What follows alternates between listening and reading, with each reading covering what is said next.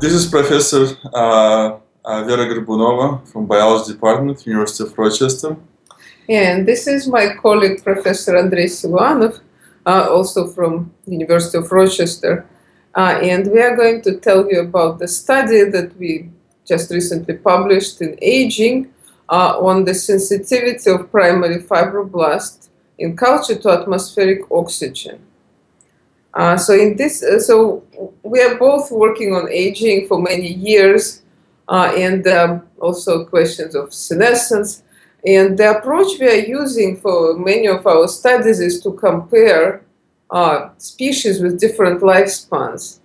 And this gives us really broader perspective on aging processes and evolution of longevity in general. So in this particular study, we analyzed sensitivity of cells to growth in different oxygen conditions. It was known for a long time that mouse cells, or cells from laboratory mouse, are very, very sensitive to oxygen, while human cells are more resistant, and that was first, really this mechanism was deciphered by the work of Judy Campisi, who showed that mouse cells senesce in atmospheric oxygen independently of their telomeres, while what's been known before for human cells, they senesce because of telomere shortening and are not that dependent on what oxygen they're being cultured in. So this finding then led to kind of more general belief that there is this intrinsic connection between sensitivity of cells to oxygen and lifespan, because mice are short-lived, their cells are sensitive to oxygen, humans are long-lived, and our cells are more robust and resistant.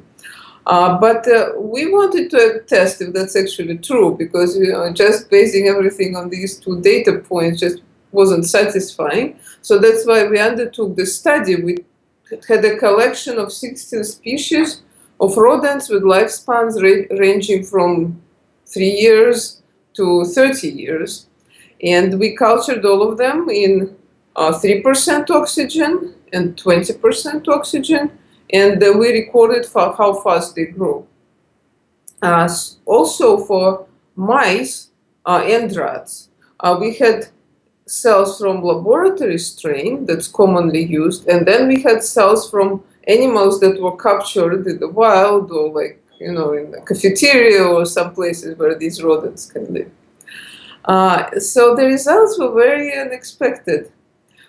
So indeed, when we plotted these curves, and I should say, what's nice also about this paper, it was a very big effort by multiple undergraduate students. So you can see very long author of this. So these are undergraduate students. They were given tasks to culture these cells. So that was, I think, very good for the education of these young people.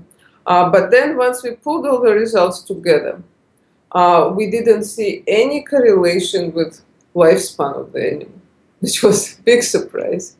So in fact, we confirmed previous observations where laboratory mice were indeed very sensitive, so we don't contradict that at all. But unexpectedly, they were real outliers. So cells from a wild mice that were caught in cafeteria, in the dormitory, they were very slightly sensitive to oxygen, not to the extent of laboratory mice. And also cells from many other short-lived rodents, they would grow a tiny bit better in low oxygen, in physiological oxygen, but not a dramatic difference.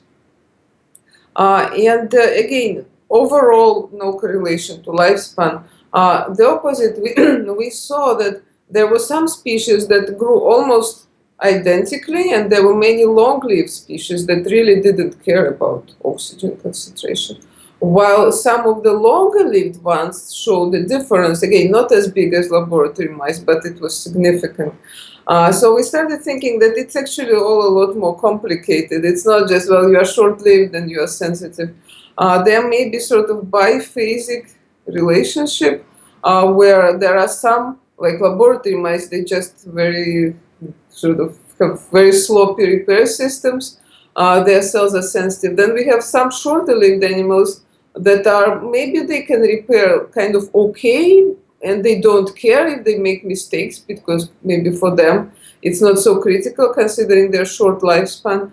And then we have a group of longer-lived species that are just very accurate, and if there is a mistake, it would arrest these cells and result in slowing of cell proliferation. So again, not as simplistic as it's been viewed before. And as for why laboratory mice are so sensitive, so we hypothesize that maybe in laboratory mice their telomeres are very, very long, so it's been known for a long time.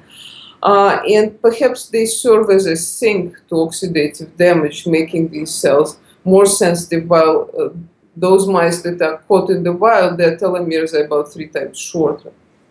But the bottom line, I think the significance of this paper is that now by taking a broader perspective, looking not beyond the typical laboratory rodent, so we can see that there is really no clear relationship between sensitivity of cells to culture in atmospheric oxygen and lifespan.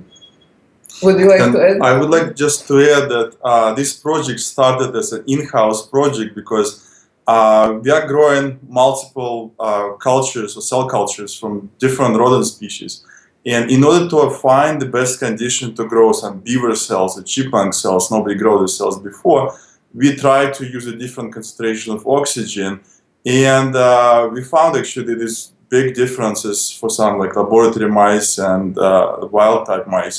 But all this project was run by the undergraduate students, and there were many people was involved, as you see from the list of the authors on this paper. Yeah, and also we had our collaborators on the comparative biology program project grant, so it was done in collaboration with Vadim Gladyshev Lab, Zhengtong Zhang, Yan Vig, and also our international collaborators who helped us collect this the cells from so many different rodent species.